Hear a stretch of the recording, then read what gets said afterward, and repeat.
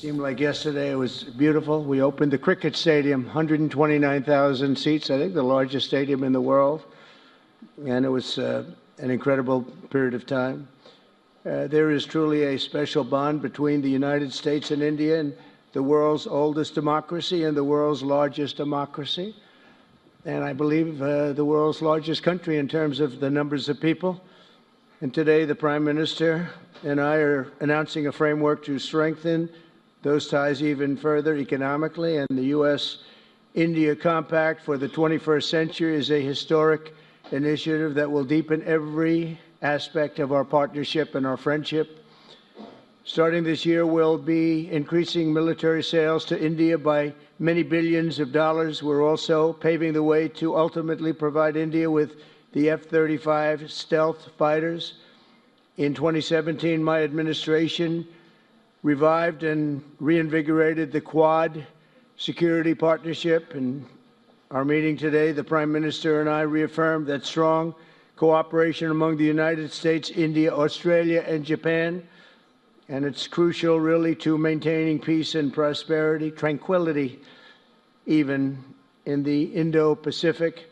In addition, the United States and India will be working together like never before to confront the threat of radical Islamic terrorism, a threat all over the world, actually. Today, I'm pleased to announce that my administration has approved the extradition of one of the plotters and one of the very evil people of the world, and having to do with the horrific 2008 Mumbai terrorist attack, to face justice in India. So he's going to be going back to India to face justice. As we deepen our defense partnership, will also strengthen our economic ties and bring greater fairness and reciprocity to our trading relationship. As a signal of good faith, Prime Minister Modi recently announced the reductions to India's unfair, very strong tariffs that limit U.S. access into the Indian market very strongly. And really, it's a big problem, I must say. India imposes a 30 to 40 to 60 and even 70% tariff on so many of the goods, and in some cases far more than that. And as an example, a 70% tariff on U.S. cars going into India, which makes it pretty much impossible to sell those cars. Today, the U.S. trade deficit with India is almost $100 billion, and Prime Minister Modi and I have agreed that we'll begin negotiations to address the long-running disparities that should have been taken care of over the last 4 years, but they didn't do that, in the U.S.-India trading relationship, with the goal of signing an agreement. And we want, we want a certain level playing field, which we really think we're entitled to, and he does also, in fairness. So we're going to work on that very hard, and we can make up the difference very easily with the deficit with the sale of oil and gas, LNG, of which we have more than anybody in the world. The Prime Minister and I also reached an important agreement on energy that will restore the United States as a leading supplier of oil and gas to India. It will be hopefully their #1 supplier. In the groundbreaking development for U.S. nuclear industry, India is also reforming its laws to welcome U.S. nuclear technology, which is at the highest level, into the Indian market. This will bring safe, clean, and affordable electricity to millions of Indians and tens of billions of dollars to the U.S. civilian nuclear industry in India. And under the framework we are announcing today, the United States and India are also joining forces to ensure that artificial intelligence and other advanced technologies are developed by the two of the most advanced nations, intellectually and otherwise technologically. Anywhere in the world, there's nobody very much closer. We have an incredible relationship there, and this is where it seems to be heading. And artificial intelligence, a very complex subject, but it seems to be where people want to be and they want to go, and we're leading right now by a lot, but other people will try to catch us. I don't know if they're going to be able to. We're going to make it available. We're going to make tremendous amounts of electricity available. We're going to let the people that are buying the electricity make their own electric plants, electric generation plants. And we've never done this in our country, but we're going to get it done very quickly. Lee Zeldin and his group are going to get the approvals in very rapid form. And we're calling it a national emergency, and that's exactly what it is. So we're going to remain at the top of the AI, or artificial intelligence, I think, for a long time to come, and we're going to be working very closely with India and other countries on that. But right now, we're the leader by quite a bit. Finally, we agreed to work together to help build one of the greatest trade routes in all of history. It will run from India to Israel to Italy and onward to the United States, connecting our partners by ports, railways, and undersea cables, many, many undersea cables. It's a big development. It's a lot of money going to be spent, and we've already spent some, but we're going to be spending a lot more in order to stay advanced and stay the leader. I'm pleased to report that with today's announcements, the friendship between the United States and India is the strongest I believe it's ever been. I think our relationship is the best it's ever been between two leaders of the two countries, and it's an honor to say that. I'd like to now invite the Prime Minister to say a few words, and then we'll take some questions, and we appreciate you all being here. Thank you very much. Thank you very much.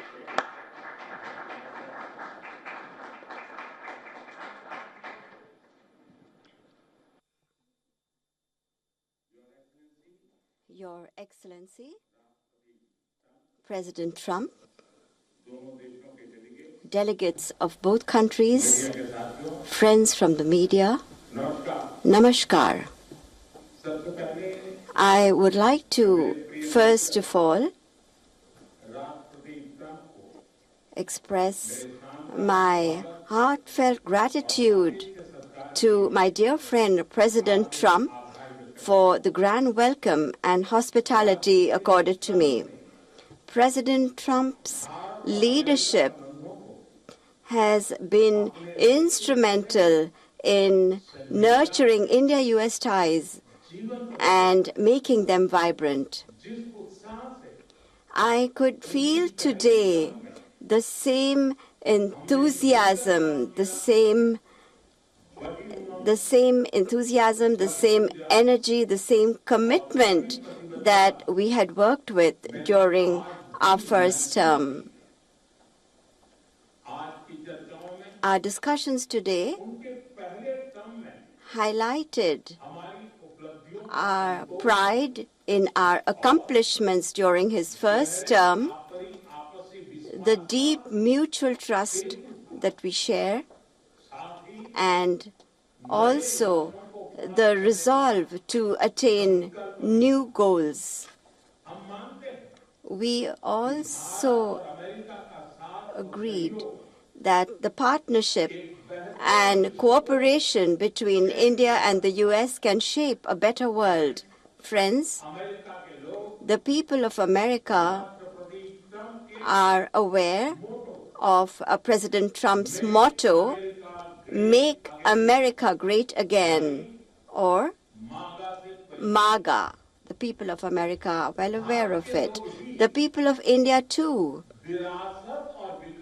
are focusing on both heritage and development as they move forward at a fast pace and with a firm resolve to ensure a developed India by 2047. If I were to say this, borrowing an expression from America, our vision for a developed India is to make India great again, or MIGA. When America and India work together, that is, when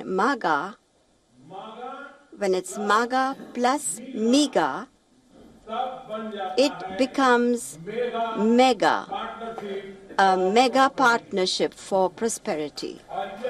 And it is this mega spirit that gives new scale and scope to our objectives. Friends, today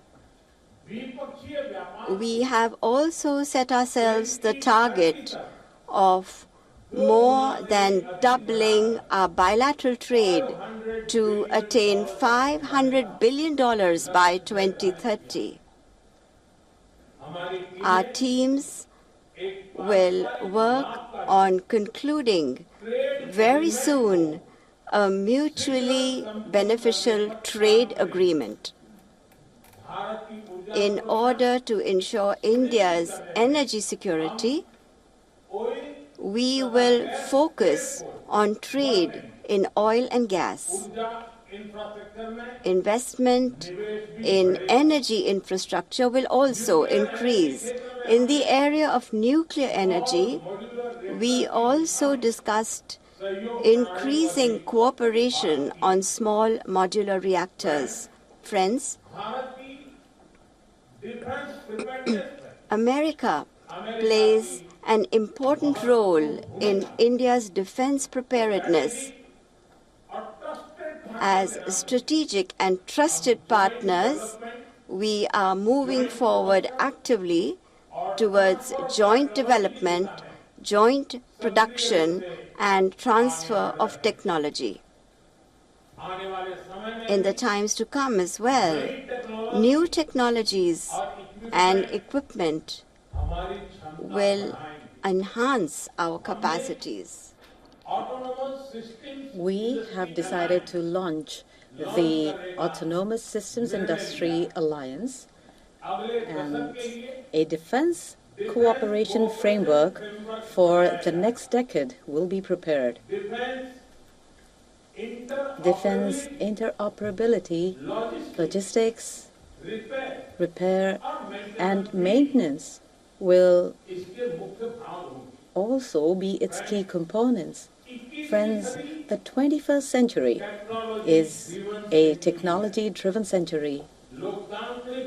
Close cooperation in the area of technology between countries that believe in democratic values can give new direction, strength, and opportunities to the entire humanity. India and the US will jointly work in areas of artificial intelligence, semiconductors, quantum, biotechnology, and several other technologies. Today, we also agreed on trust, which stands for transforming relationships utilizing strategic technology. Under this, our focus will be on establishing strong supply chains for critical minerals, advanced materials, and pharmaceuticals. We have also decided to launch a recovery and processing initiative for strategic minerals like lithium and rare earths. We have had close cooperation with the US in the area of space. The NISAR satellite, developed with mutual cooperation between ISRO and NASA, will soon be flying into space on an Indian launch vehicle.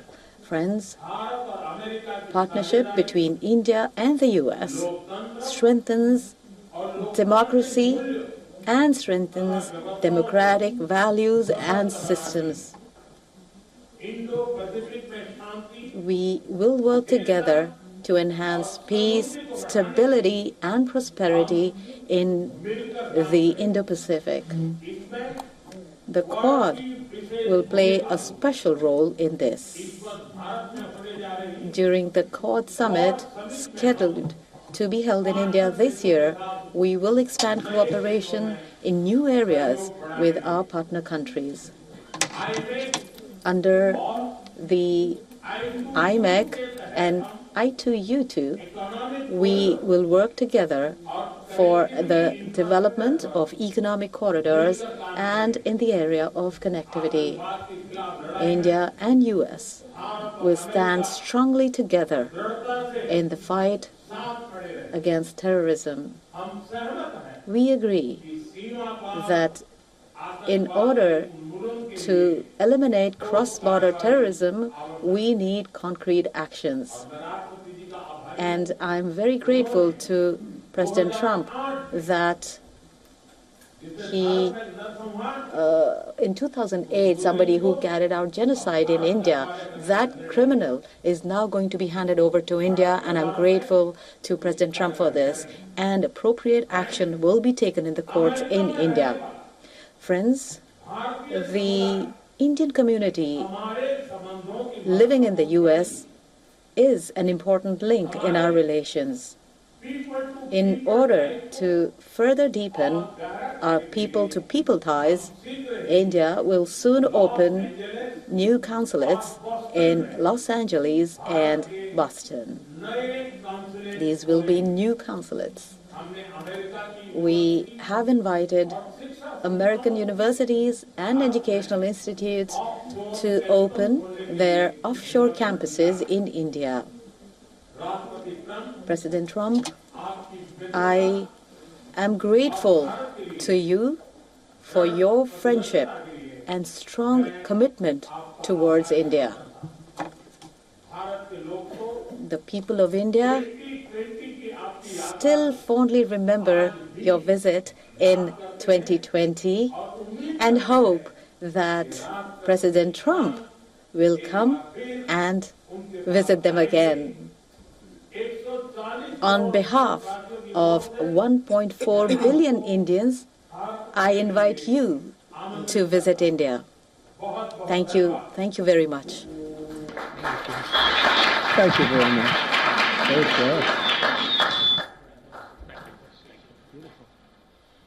Okay, thank you very much. That was excellent. We'll do a few questions, please. Please, go ahead. Please, go ahead. Yeah.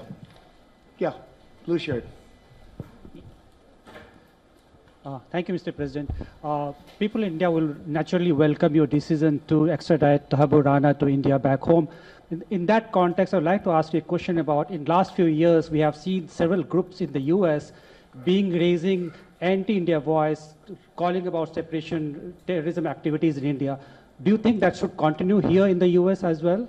You're going to have to go louder. Mr. President, people in India would be welcoming your decision to extradite Thakur Rana to... I can't understand a word he's saying. May I, sir? May I? May I, sir? Go ahead, back there. Mr. President, thank you. First, I want to ask Thank you very much. a question.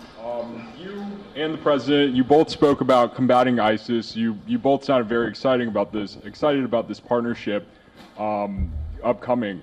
And I was curious, how much more confident are you with President Trump leading this country that there will be peace through strength and you will have a successful partnership with the United States versus with Biden's incompetence and weakness over the last 4 years?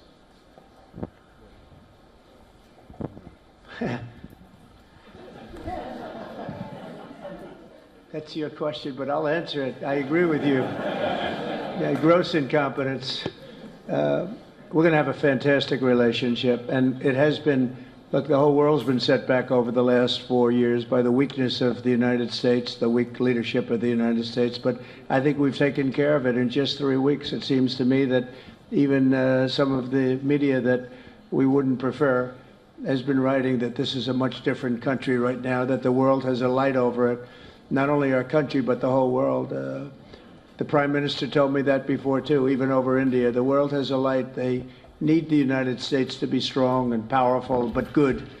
And I think that's happened, and I think it's happened in a very short period of time. But I will tell you, we're going to have a fantastic relationship, and it'll make both countries much stronger.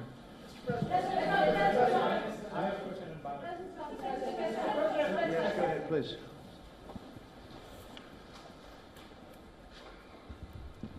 Okay, Geeta Mohan from India Today, sir. I'll just take my colleague Lalit Jha's question forward because you can understand. Okay, fine. The question is about the fact that you've decided to extradite Thakur Rana. Thank you so much. India has been waiting to have him back in India to bring him to justice. But there are many other elements in the United States of America, particularly Khalistani separatists who've been working against Indian interests. How is the United States of America going to cooperate on that front with India? There have been allegations that have been leveled against Indian agencies by the Biden administration. Are you going to relook that with Tulsi Gabbard as DNI now? Well, I don't think India had a very good relationship with the Biden administration. They wouldn't sell them oil and gas, which is rather hard to believe because, it's a good thing to do. And a lot of things happened that weren't very appropriate, I thought, between India and the administration, the Biden administration. But as you said, we're giving a very violent man, it seems to me. I mean, I don't know that he's been convicted yet or will be, but let's assume he's a pretty violent person. We're giving him back to India immediately. And there are more to follow because we have quite a few requests. So we work with India on crime. And we want to make it good for India, and it's very important. So that kind of a relationship is very important to us. Okay? Go ahead, please. Go ahead. Thank you. Mr. President, you've repeatedly called India a big abuser of trade and said it is really difficult to do business in India because of tariffs. You announced reciprocal tariffs today. I am hoping you can speak about what kind of reciprocal tariffs India can expect. Are you willing to make any concessions? And how can India head off these tariffs? I also have one for the Prime Minister. Well, India's been, to us, just about the highest tariffed nation anywhere in the world. They've been very strong on tariffs. And I don't blame them necessarily, but it's a different way of doing business. It's very hard to sell into India because they have trade barriers, very strong tariffs. We are right now a reciprocal nation. We are going to, if it's India or if it's somebody else with low tariffs, we're going to have the same. We're going to have whatever India charges, we're charging them. Whatever another country charges, we're charging them. So it's called reciprocal, which I think is a very fair way. We didn't have that. I was going to do that in my other term, and we had the greatest economy ever in the world. There's never been an economy like we had, and then we got hit with COVID. We had to focus on that, and I wasn't really in the mood to be putting it on Italy and Spain and France and India, frankly, and a lot of other countries, because the world was very troubled until we got rid of that nightmare. But we had the strongest economy anywhere in the world during that fairly long period of time during my first term, as you know, and we didn't do the tariffs. We would have done the reciprocal tariffs, but we decided, and I decided, I think on a human basis, on a humane basis, not to do them because of the fact that there was such suffering all over the world. The last thing we needed to talk about is trade problems. But now we do. We're doing, we see a tremendous future for our country, but we felt that now it's finally time, after 45 or 50 years of abuse, that we will do, and this isn't India, this is among a lot of nations. The European Union is very difficult for us, very, very difficult. They tax our companies at levels that nobody's ever seen before. They take advantage of a lot of things, so we're not happy about that. China, of course, is terrible, and we've never taken in 10 cents until I was president. We've taken in hundreds of billions of dollars from China since I've been president in first term and now. And we have to do that just as a mechanism of fairness. And that's what I've done. And so we are being reciprocal with India. Whatever India charges, we charge them. So frankly, it no longer matters to us that much what they charge, because whatever they charge, I had discussions with India in the first term about the fact that their tariffs were very high, and I was unable to get a concession. So we're just going to do it the easy way, and we're just going to say whatever you charge, we charge. And I think that's fair for the people of the United States, and I think it's actually fair for India. Okay? Are you willing to make any concessions? Go ahead, please. Ask to the A Prime question Minister, for the please. Prime Minister, please. Ask to the Prime Minister, please. Yes. Sorry. Yoshita Singh with Press Trust of India. Prime Minister, thank you, Mr. President. Prime Minister, the U.S. is giving a lot of push to curb illegal immigration, and India has been cooperating on this issue. How does India see this issue in the larger context? Thank you. I don't think this is a question that is about India only, but even globally you can talk about this issue. And we are of the opinion that anybody who enters another country illegally, they have absolutely no right to be in that country. And as far as India and the US is concerned, we have always been of the same opinion, and that is that any verified Indian who is in the US illegally, we are fully prepared to take them back to India. However, it doesn't stop there.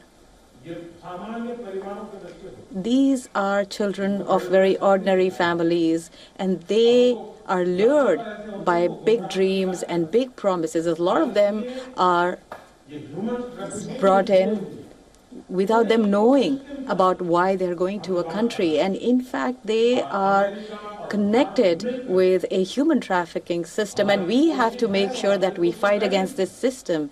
As far as the US and India is concerned, I think what we should do is make efforts to make sure that we uproot these from within the system so that we can reduce or remove human trafficking. And basically the young, vulnerable, poor people of India are fooled into coming over as illegal immigrants. And our bigger fight actually is against this ecosystem or this system that encourages such gangs to thrive. And I can tell you that India will completely support.